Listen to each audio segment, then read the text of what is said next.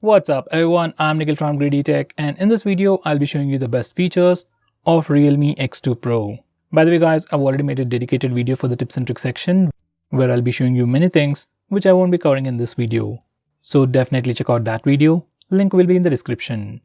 Now with that said, the most highlighting feature about this phone is definitely its display. This phone sports a 6.3-inch Super AMOLED display with a dewdrop notch with Full HD Plus resolution and 90Hz refresh rate. It's in the 20:9 aspect ratio, it is HDR10 Plus certified, and it has a maximum brightness of 1000 nits.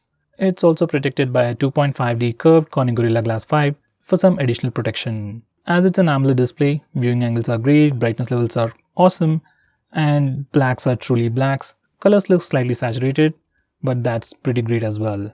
Now the most highlighting feature, that's the 90Hz refresh rate, also works really well. It is just like the OnePlus 7T. Now the next best thing about this phone is performance. This phone sports a Snapdragon 855 Plus processor with Adreno 640 GPU with 8GB of LPDDR4X RAM and 128GB of UFS 3.0 storage, and that's for the base variant. These are the benchmark scores. Now this is a flagship from Realme, which Realme has never done before, and it is as good as any other flagship out there. Considering the price, it is the best. Next, this phone also comes with Super VOOC fast charging, which is VOOC charging with a maximum output of 50 watts, and it is insanely fast. You can almost charge your phone completely from 0 to 100% in less than 30 minutes, approximately 29 minutes to be specific, and you can get almost 20% of battery in just 5 minutes. That's incredible charging speeds.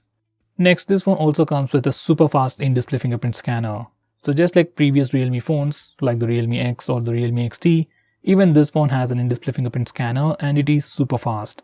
This phone uses a newer generation in-display scanner which is supposed to unlock the phone in 0.23 seconds. In my experience, it is super fast and as fast as the OnePlus 7 Pro or the OnePlus 7T. Next, we have a feature called off-screen clock. Now this is like Realme's version of always-on display, which simply displays time, date and battery percentage on the display whenever you lock your phone. You can also schedule this feature to automatically turn on and turn off at a specific time. Next, this phone also has a brand new tactile engine motor. That's basically a new haptic engine. Most of the phones under 30,000 rupees, especially non-flagship phones, usually don't have good haptic feedback, and that was the case even with the previous Realme phones.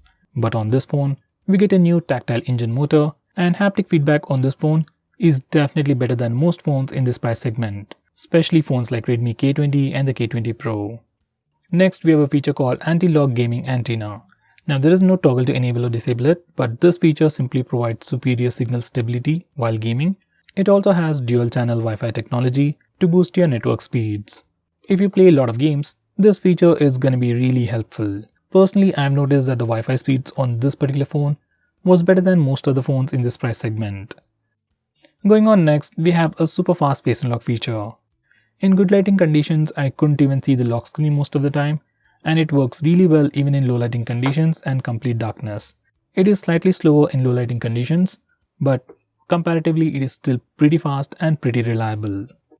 Next, we also get some pretty great cameras on this phone. On the rear, it has a 64 megapixel camera with f1.8 aperture with Samsung's GW1 sensor, and for selfies, it is a 16 megapixel camera with Sony IMX471 sensor with f2.0 aperture. These are some sample shots.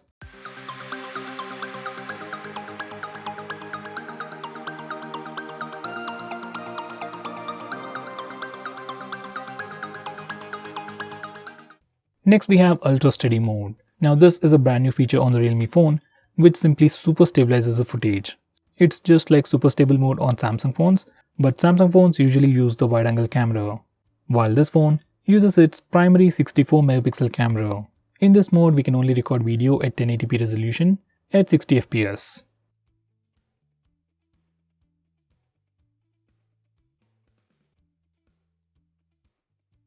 Next, we have Video Bokeh Effect. This is another brand new feature on Realme phone which simply adds a background blur effect while recording video. Once again, it is pretty similar to live focus video recording on Samsung phones. So guys, this is the video bokeh mode and I have set the video intensity to 60%.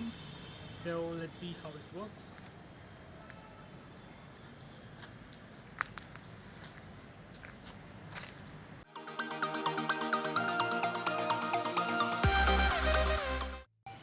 So guys, this is a sample footage recorded with the front camera. This is the video bokeh mode, and I'm recording this video with 60% bokeh effect. And you can check out the background blur effect right now and let me know if it is good or not.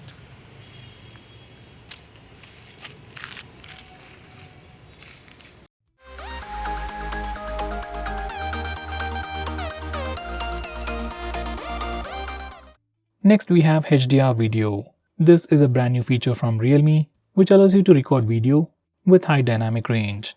This is also one of the first few phones to give you a toggle to enable HDR mode while recording video. Next we have portrait mode for both the front and rear cameras. Well, that wasn't anything special, but now on this phone we can also change the amount of background blur effect we want before taking a picture. And that's a new feature.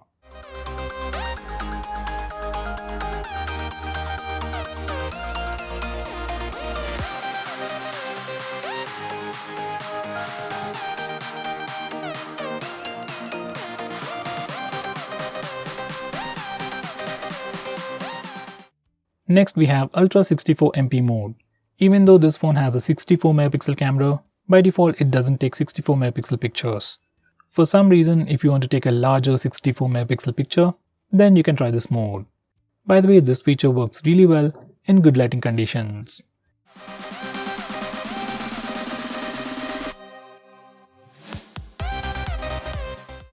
Next we have Ultra Macro mode. Now this mode allows you to take macro shots, that is close-up shots, as close as 2.5 centimeters. These are some sample shots.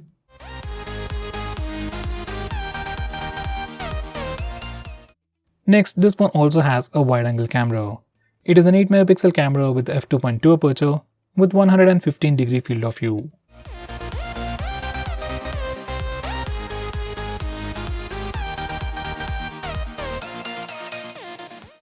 Going on next, on this phone, we can also record video with the wide-angle camera.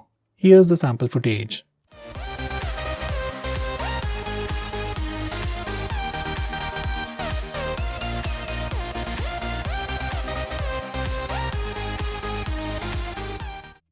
Next, we have telephoto lens. This phone has a 13 megapixel camera with f2.5 aperture with telephoto lens that gives you 2x optical zoom and 5x hybrid optical zoom. By the way guys, even though this phone has a telephoto lens, as of now we can't record video with the telephoto lens. Next we have Nightscape for both the front and rear cameras. Nightscape is like night mode for Realme phones, and now it works for both the front and rear cameras. These are some sample shots.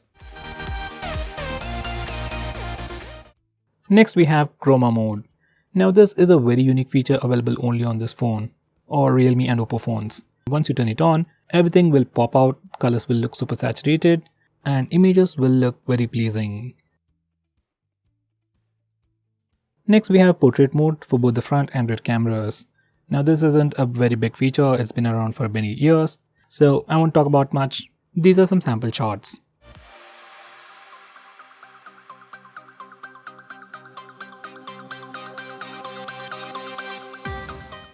Next we also have a dedicated face beauty mode. Now this brings in a lot of cool features like it can smoothen your skin, make your face thinner and even smaller, and do all sorts of crazy stuff. Have a look at this. Next, this phone also supports slow motion video recording. This phone can record at 120fps at 1080p resolution, 240fps at 720p resolution, and an insane 960fps at 720p resolution. Here's a quick sample.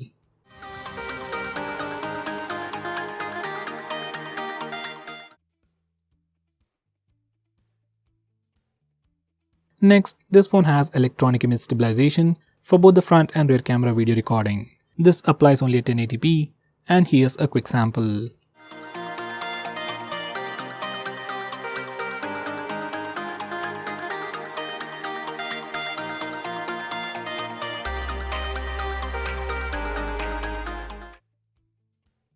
Next, this phone has support for recording video in 4K resolution.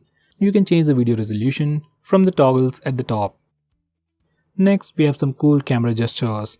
For the rear camera, it has just one gesture, that's tap to take pictures. Just enable this feature and touch the preview window to take a picture. Now for the front camera, it also has the palm gesture, And once you enable this feature, whenever your phone sees your palm, it takes a picture in 2 seconds. This feature is really handy for taking selfies. Next, this phone also has Dolby Atmos sound enhancement. Now this feature is only available for the headset, and if you're using a headset, it can definitely improve your overall audio experience.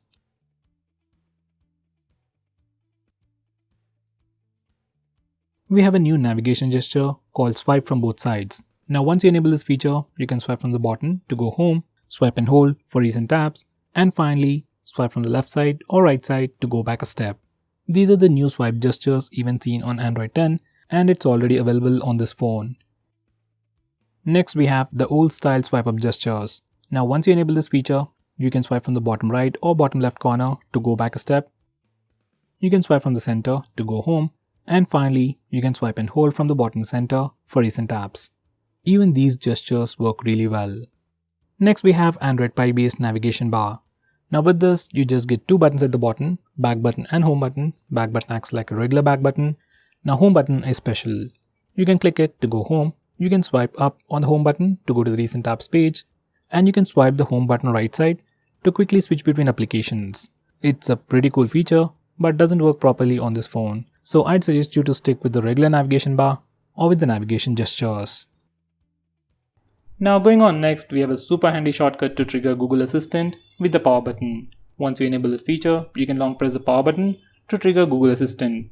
It's a nice feature and can be quite useful while using the navigation gestures, but I don't think this power button will last longer if you use it continuously. Next, this phone even has support for dual 4G and dual VoLTE. Now this is a SIM card tray, and obviously it has support for dual SIM, and along with that it has support for dual 4G and dual VoLTE. So you can use 2 SIMs in 4G or 2 SIMs in VoLTE, like even 2 Jio SIMs on the same phone without any issues.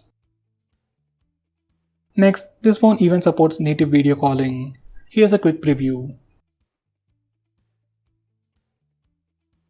Next, it even has a dedicated SD card slot. Nowadays, most of the phones do offer a dedicated SD card slot, but for a phone with this configuration at this price, with all these features, it's quite rare. Next we have 3-finger screenshot. Now before I show you that, let me show you how to take a normal screenshot. On any Android phone, if you want to take a screenshot, press the volume down button and power button both at the same time, and your phone will take a screenshot. It is as simple as that. Now for some reason, if that's a bit difficult for you, or if you need something more easy, you can enable this 3-finger screenshot gesture. Now once you enable this feature, you can simply swipe down using 3 fingers to take a screenshot. Personally, this is my favorite feature or my favorite way to take a screenshot, and nowadays most of the phones support this feature. Now going on next, we have long screenshot. Now to take a longer screenshot, first you need to take a normal screenshot. You can either use the buttons or the gesture. Now once you take a screenshot, you get this preview. Now click long screenshot. Now just scroll the page up as long as you want to take a longer screenshot. Next we have flash on call. Once you enable this feature, every time you get a call, flashlight on the phone blinks to give you an indication. This feature can be quite useful when your phone is in silent mode. Next we have a feature called vibrate when you answer an end call. Just like the name suggests, every time you answer a call or end a call, your phone vibrates. It's not a big feature, but adds to the overall experience. Next we have a feature that identifies unknown numbers. Once you enable this feature, whenever you get a call from any unknown number, your phone will check its online database and try to find the contact name. This can be quite useful to check spam calls. Next we have a feature called screen on end calls with power button. Once you enable this feature, you can end calls by pressing the power button when the display is on. When the display is off, clicking the power button just turns on the display. Next we have some screen off gestures like double tap to wake. Just enable it and double tap the screen to wake it up. Next you can draw a no to open the camera application. We can also draw a V to toggle the torch. We can also draw characters like greater than or less than for music controls. And finally, you can add custom gestures like you can draw a W to open WhatsApp, M for phone dialer, and so on. Next we have one-handed mode. You can enable this feature from the toggles, and once you click on it, screen size will shrink and your phone becomes much more usable one-handed. Once you're done, you can click the button on the top corner to go full screen. Next we have grayscale mode. Once again, you can access this feature from the toggles, and once you enable it, display goes completely black and white. You can use it as a prank or just use it while reading a book on your phone. Next we have digital well-being. Now this is a feature from Google that tracks all your usage on your phone and gives you a complete analysis of which apps you're using more, and then helps you limit your usage and block notifications from those applications. Next we have wind down. This feature is part of digital well-being, which can help you sleep faster at night. Using this feature, you can schedule your phone to turn on grayscale mode and do not disturb mode automatically at a specific time. Next we have OC visual effect. This feature slightly improves the picture quality of the display by making content from apps like TikTok, VMate and more look more pleasing. It does work, but right now only few applications support it, and it does drain your battery.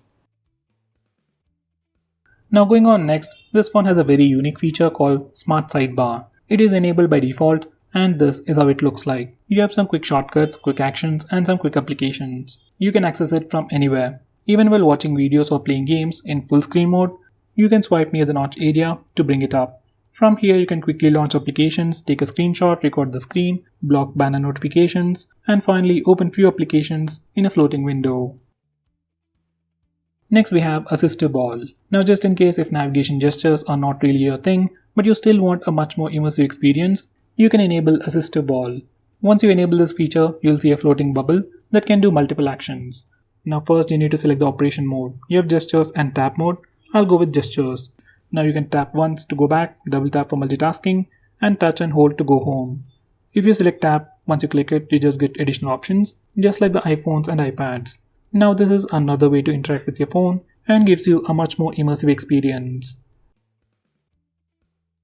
Next we have Raise to Wake. Now once you enable this feature, you can simply raise your phone or pick it up from a table and your phone wakes up and then displays the lock screen.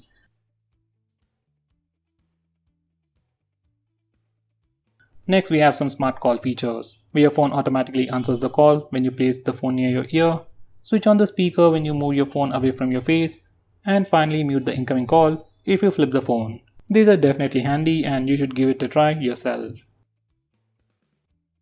Next we have an app lock built into the system, and unlike most phones, we can unlock locked applications either by using the password or the fingerprint scanner, and even by using the face unlock feature. So if you're already using face unlock feature on your phone, most of the time you won't even see the lock screen. Now because of this one particular feature, you can lock any application you want and you won't be inconvenienced in any way. Now going on next, you also have the option to record calls automatically on your phone. So to enable that, go to settings, then select system apps, then select calls. From here select call recording and then enable the toggle that says all recording to record all the calls automatically on your phone. Next we have Night Shield.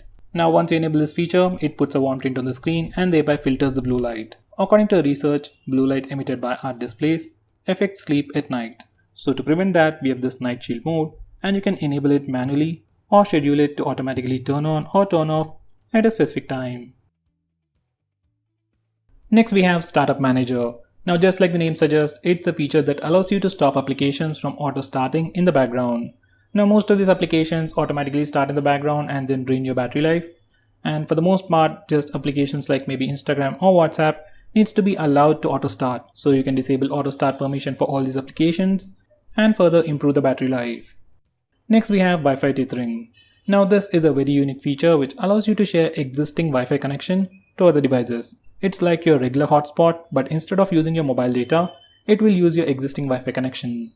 Now you might think this might not be a useful feature, but let's say if you're in an airport or a hotel where you have access to only one device or a Wi-Fi, then in that situation, you can share the existing single Wi-Fi connection to multiple devices. Next we have a security feature which protects your personal information. Whenever any application tries to read your personal information like messages, call logs and contacts, this feature provides fake data to those applications. Many applications on your phone try to read your personal information. Even Amazon does that. So using this feature, we can still use those applications safely without sharing your personal information. Next we have clone apps, which is a feature that allows you to use two instances of the same application. Like you can have two WhatsApp accounts, two Facebook accounts, and two Instagram accounts on the same phone. This is definitely a very handy feature, but it is still limited to only very few applications. Let's say if I want to use two Paytm accounts on the same phone, we can't do that. Next we have GameSpace. Now this feature or application just tries to improve your gaming experience and gives you a lot more cool features. Now once you add all your games to this GameSpace and then open that game, your phone will divert all the resources to improve your gaming experience. It means faster game load speeds, better visuals, and more than that, it gives you the option for Do Not Disturb mode, where you won't be interrupted with annoying notification sounds or visual disturbances like banner notifications. You also have different power profiles to improve the performance or battery life. It also gives you the option to disable auto brightness, which is missing on many phones out there. Next we have split screen mode. Now split screen mode has been on Android for a very long time, but on this phone, we have some more features. Now to start a split screen mode, as always, you can simply press and hold the recent apps button. Or on this phone, you can also use the 3-finger gesture, simply swipe up using 3 fingers to open the current application in a split screen mode. You can choose a secondary application from the list below. Personally, I like this gesture and I wish every other phone has it. Next we have anti-harassment. This feature allows you to block annoying spam calls or just block a specific contact or bunch of contacts from calling you or messaging you. Next we have automatic on-off. Now this is another weird name for schedule power on and power off, and using these settings, we can automatically turn on and turn off your phone at a specific time. Next we have something called Smart Assistant on your default launcher or your default home screen. You can simply go to the leftmost corner to find the Smart Assistant, which simply displays weather information, calendar events, and some quick shortcuts. You can enable it or disable it from here. Now going on next, this phone even comes with screen recording. I really don't know why you want to record your screen, especially on an Android phone, but for some reason if you want to record it, you can start it from the notification toggles, or you can also use the smart bar, which can be accessed from anywhere by swiping on the right side corner. You can stop recording by clicking the stop button on the floating bubble. Next we have Smart Energy Saver. Now this is another feature to improve your battery life. If you enable it, your phone will automatically manage all the apps running in the background to improve the battery life. If you disable it, you get the complete list of applications that are installed on your phone, and you can manually choose to block an application from running in the background. Next we have Smart Driving. This is another fancy sounding feature which simply gives you various features to manage calls and messages while driving. We have a similar feature on many other phones, but on this phone, we can automatically enable it or turn it on when you connect your Bluetooth in your car, or else you can manually turn it on if you have a bike. Next we have Kid Space. If your kid is troubling you about your phone, he wants to play some games, or maybe sometimes he accidentally purchases stuff, Kid Space can be quite useful for you. Once you configure this Kid Space, your kid will be able to only use specific applications that you choose, and he will be able to use your phone only for a specific amount of time. Once again, it's a nice feature, but if your kid already knows your password, it's completely useless. Next we have Private Safe. Now this feature is more like an application or like a vault where you can hide all kinds of files. Just like the app lock, we can have a completely different password from your lock screen, and we can unlock it using your fingerprint or your facial data. Personally, I suggest you to use Gallery Vault. So guys, those were all the best features. If I missed out on anything important, do let me know by commenting below this video, and make sure you check out my video on tips and tricks section. Link will be in the description. Now if you're planning to buy this phone, please use the link in the description. It always helps the channel, and if you want us to make any specific video, tweet out to us with the hashtag AskGreedyTech on Twitter, and I'll try to make it as soon as possible. I'm Nikhil from GreedyTech signing off. Have a nice day.